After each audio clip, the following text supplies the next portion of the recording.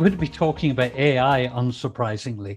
And I'm a little surprised at where it's been during the pandemic. It hasn't been quite lived up to the height that we were expecting from before the pandemic. Now, I started in AI more than 4 decades ago, and I was really pleased to see its commercialization. Very pleased. I started in machine learning, or what we used to call statistical pattern recognition, which is a better term, really, in 1981. And I was a missionary for that work in AI because it was rejected by AI for quite a long time.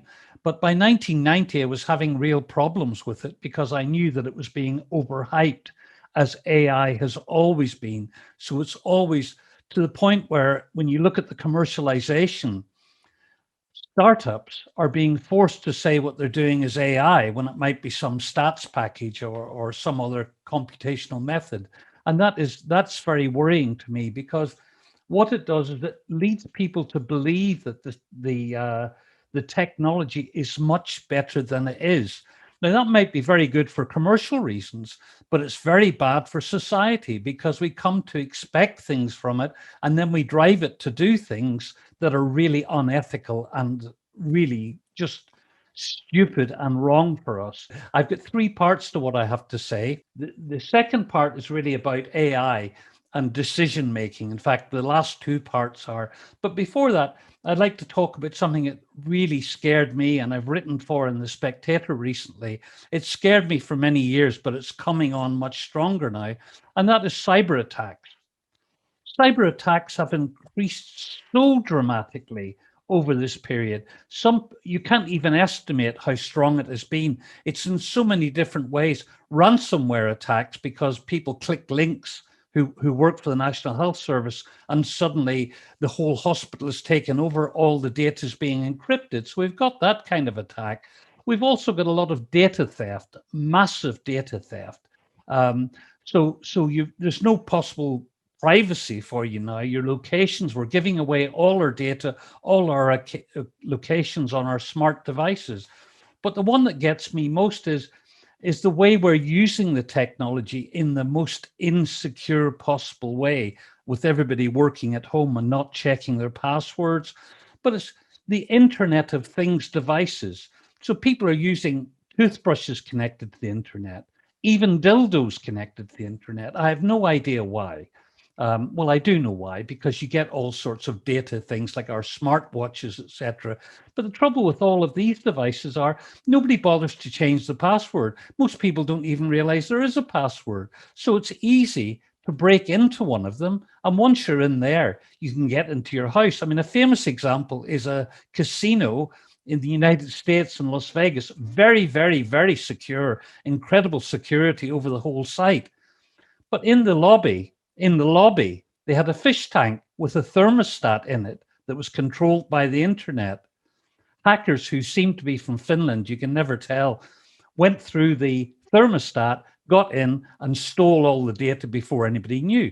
Yet we're all using these devices. Everybody's got Google Home, Alexa, and these things. And really, I think what we need is really, and I'm serious about this, is we need a national education campaign about security. Because at the moment it's criminal, it's crime, etc. But for a long time, I've been tracking countries like China and Russia and the kind of power they have. And we've spent a few million recently setting up our cyber warriors. Well, I talked to the US cyber warriors at a conference 10 years ago. I met them. And it's so advanced, and we're starting now. And we put a couple of million into it. And of course, we're going to be world beating and the best in the world.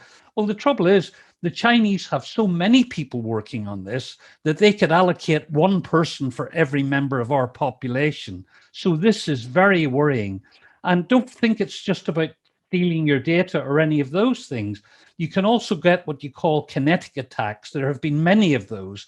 So you can get attacks. We've seen recently attacks on dams. In the US, they're very, very worried. The cyber warriors are very worried about someone opening the sluice gates of the Grand Hoover Dam, the Hoover Dam, which could kill, untold numbers of people. So what are we going to do about this? We have to do something. But let me get off that soapbox now. and move on to my next soapbox, my next two soapboxes. Now, in terms of AI, one of the things I've seen arising all the time is this notion of AI, or computational systems more likely, being delegated with the power of decisions. So they make decisions about loans, about mortgages, even policing, even deciding who's a member of a gang, who gets bail. It's numerous and it's growing all the time.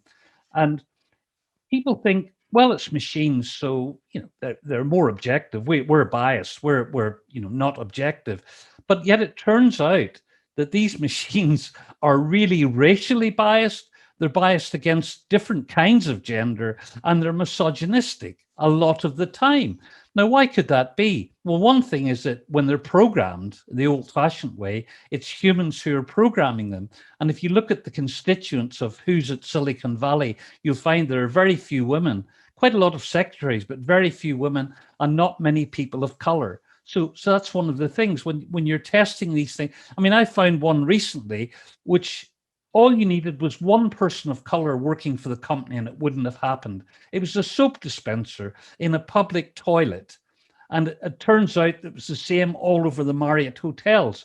It only worked when you put a white hand under the dispenser. If you put a black hand under the dispenser, nothing happened. And I have a video of a couple of black guys really laughing about it, because the way they get soap was to put a white piece of tissue on their hand. Then they got dispensed with the soap. Now, there must be lessons to be learned from that. And yet we keep on and on and on using this. We're using facial recognition connected to it, making decisions about people, and it has nothing to do with our humanity. AI should not be trying to recreate us like some sort of gods, which a lot of people in AI are determined to do. I'm very much a humanity person. It should be there to assist us in our endeavors. And how can we predict the future of technology? From what I've just said about cybersecurity, and from the crises we've just faced, like the pandemic, who knows what else is around the corner? Does technology even have a future? Will people look back in 1,000 years' time and say, like the Stone Age, oh, that was the age of technology? I don't know. I could not tell you. That's quite honestly the truth. Right. So my last point here is, where is this decision algorithms going? It's worse than that. Now, I'm saying that this stuff is the stuff that affects people's lives significantly. It harms a lot of people. If you're collecting benefits or whatever, it harms you.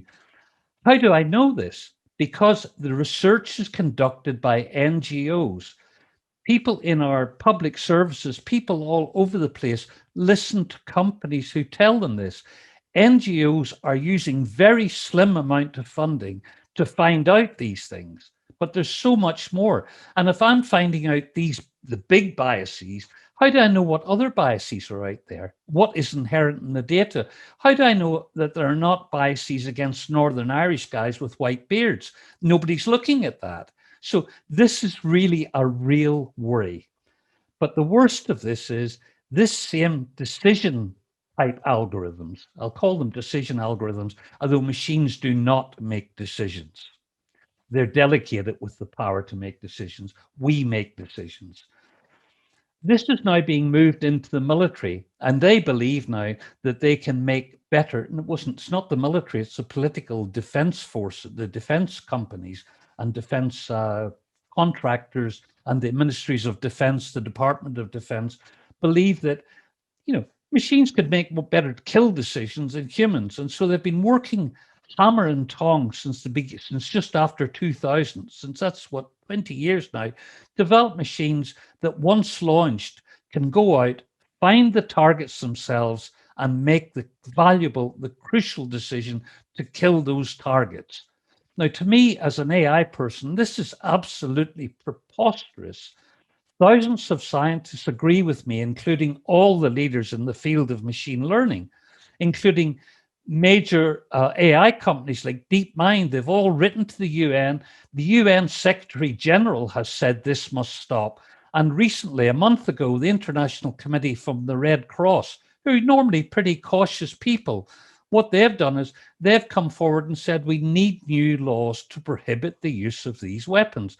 The International Committee of the Red Cross are the people who maintain the Geneva Convention, etc. And I've been talking to them for the last 10 years about this. I started writing about this for The Guardian in 2007.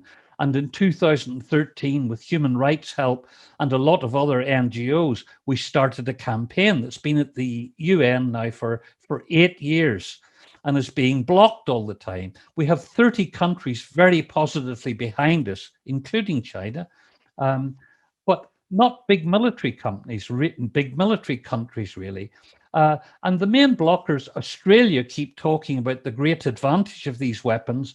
And without any evidence whatsoever, they're going to be much better at making decisions about killing the humans. They're going to be such smart weapons, etc. There's no way I can know if they're telling the truth. I have no evidence for that, but I have plenty of evidence that from all the scientists and everybody else that this is just not going to happen, and yet it persists.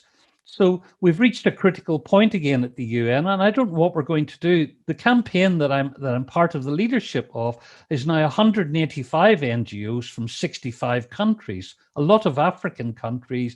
In fact, they're everywhere, all over the world, and we're pushing very hard to stop this because, as I started off at the beginning, I do believe that AI can be of great benefit to us, particularly with climate change really coming on fast. I mean, people aren't seeing the number of little robots underneath the ocean, going under the ice caps, monitoring lakes, doing all the monitoring of this.